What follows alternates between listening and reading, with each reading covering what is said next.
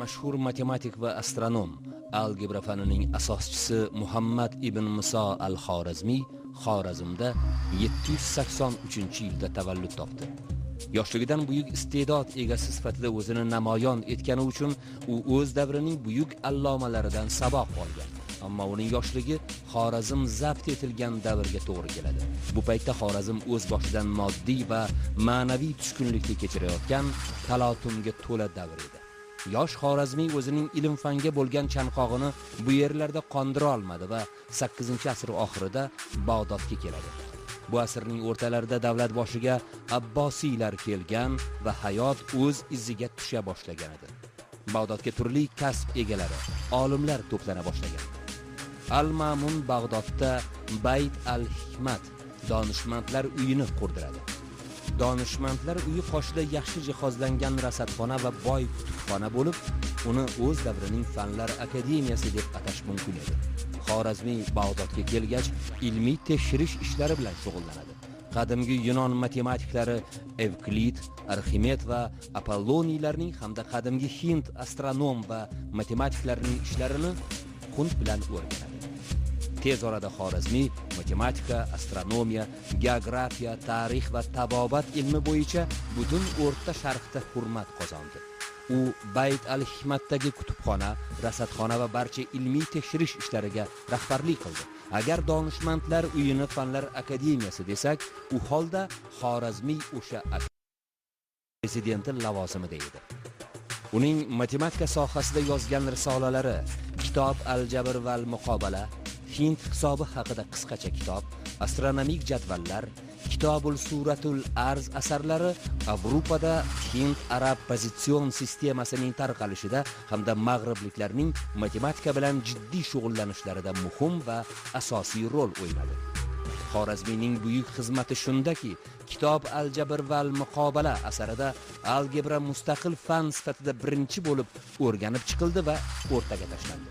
Bu risola 2 qismdan iborat bo'lib, birinchi qismida algebrik miqdorlar ustida amallarni bajarish qoidalari, birinchi va ikkinchi darajali tenglamalar ko'rib chiqilgan. Qoidalar va yechimlar so'z bilan bayon etildi. Noma'lum ildiz yoki buyum deb, noma'lumning kvadrati kvadrat deb ataldi. Kvadrat tenglamalar geometrik usulda yechib berildi. Xorazmiy algebra fanining asoschisi hisoblanadi. Algebra termini uning Al-Jabr va al-Muqobala nomli asaridagi al-Jabr so'zining lotincha yozilishidan kelib chiqqan. Bu asarda Xorazmiy birinchi bo'lib chiziqli va kvadratik tenglamalarni sinflarga ajratdi va ularni yechish usullarini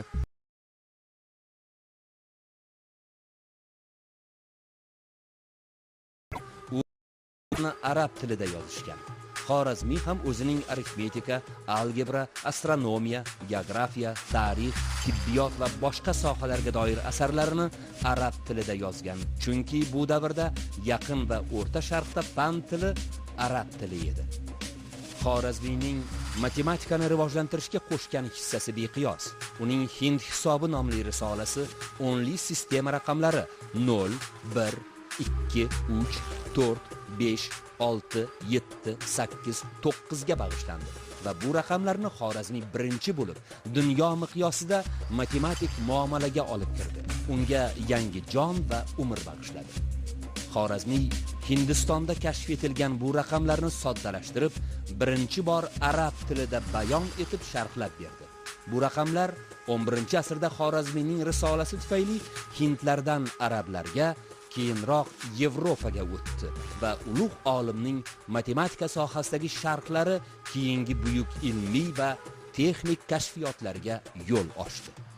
Al-Xorazmiy dastlab matematika olamida yangi davr arifmetikasi muallifi sifatida tanilgan bo'lsa, so'ngra qat'iy qoidalar asosida bajariladigan har qanday hisob sistemasining umumiy nomi, ya'ni algoritm nomi bilan butun dunyoga mashhur bo'ldi va algoritm atamasi matematikaning ajralmas bo'lagi bo'lib qoldi. Matematikadagi algoritm termini ham Al-Xorazmiyning lotinchada algorizmi tarzda talaffuz etilishi natijasida fanga Xorazmiy nomi algoritm bo'lib kirib ketdi. Fransuz olimi professor Gautier faxr bilan shunday degan edi: Yevropa madaniyati algebra bilan va musulmon olimlari kashf qilgan matematikaning boshqa qismlari bilan bag'rini ko'tardi. Bugungi g'arb matematikasi o'sha algebra va matematikaning davomidan boshqa narsa emas. Bu gapdan shu narsa ko'rinib turibdiki, bugun agar algebra va algoritm hamda algebraning cheksizlikka asoslangan tafakkuri bo'lmasa edi, keyingi asrlar matematik va falsafiy tafakkur orqada qolardi. Tabiiyki bu jami insoniyat tafakkuriga ta'sir qilardi. Ehtimol nisbiylik nazariyasi 20-asrda kashf qilinmagan bo'lardi. Kosmik texnika va tabiiyki bugungi ilmiy tafakkur ham bo'lmasdi. Buni shunchaki faraz emas, balki Al-Xorazmiyning dunyo fani oldidagi xizmatini anglagan barcha buyuk olimlarning e'tirofi ham deb tushunsa bo'ladi. Xorazmiy Al-Farg'oniy bilan Bag'dodda rasadxona qurishga boshchilik qildi. Rasadxonadagi asboblar yordamida koinot sirlarini va yer kurrasini o'rgandi. Al-Xorazmiy va Al-Farg'oniy boshchiligidagi olimlar 1000 dan ortiq yulduzlarni tekshirdilar hamda ularning joylanish xaritasini tuzdilar. Yer kurrasining aylana uzunligini aniqladilar. U O'rta asr sharqida yaratilgan eng birinchi zich matematik va astronomik jadvallarning muallifidir. Xorazmiy geografiyaga doir Yer surati nomli asar yozdi. Bu asar Xorazmiy tomonidan chizilgan bir nechta xarita va unga yozilgan sharhlardan iborat. Bu asarda buyuk olim quvvai hofizasi bilan qit'alar joylashishi va yerning tuzilishi haqidagi birinchi taxminlarni o'rtaga tashladi. 10-asrda yashagan va Xorazm, Ustyurt, Uralga sayohat qilgan bag'dodlik mashhur sayyoh Ahmad ibn Fadlan Volga bo'yiga sayohat asarida yozishicha, Xorazmiy boshchiligida o'tkazilgan astronomik tadqiqotlar natijasida ilk bor yerning 56 darajadagi o'lchami aniqlandi.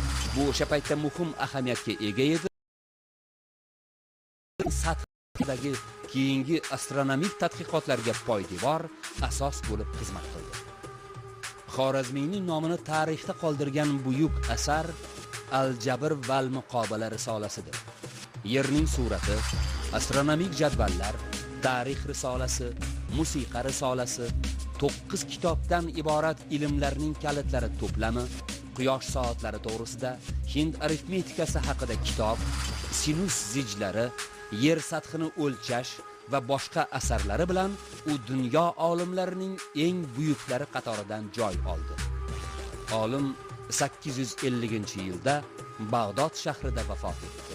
Al-Xorazmiy Ma'mun akademiyasining tashkilotchisi, faol a'zosi va rahbaridan biri edi.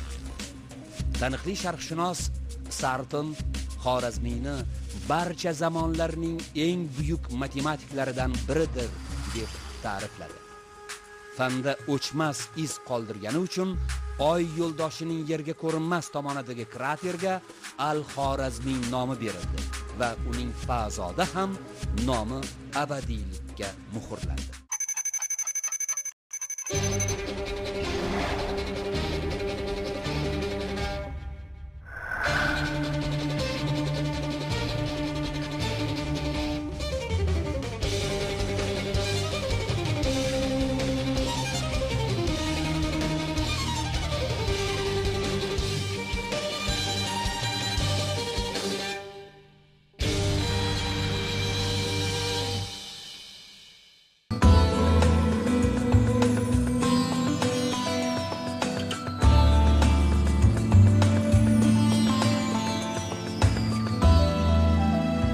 Suhbatlashganmisiz? Ha, albatta. Bo'lmasa, suhbatimizni shu tarzda olib borsak. Yaxshi. Keling. Endi sizni ish bilan tanishtiraylik. Bu ish oddiy ish emas. Eng muhim, eng zarur va hamma uchun kerakli bo'lgan ish. Doimiy harakatda, hamisha tik oyoqda, muntazam ravishda irodalilik va sabr, chidamlilikni namoyon qilish talab qilinadi. Tushunarli. Necha soat ishlayman? Ish vaqti haftada 168 soat. 24 soat sutkada, 7 kun haftasiga.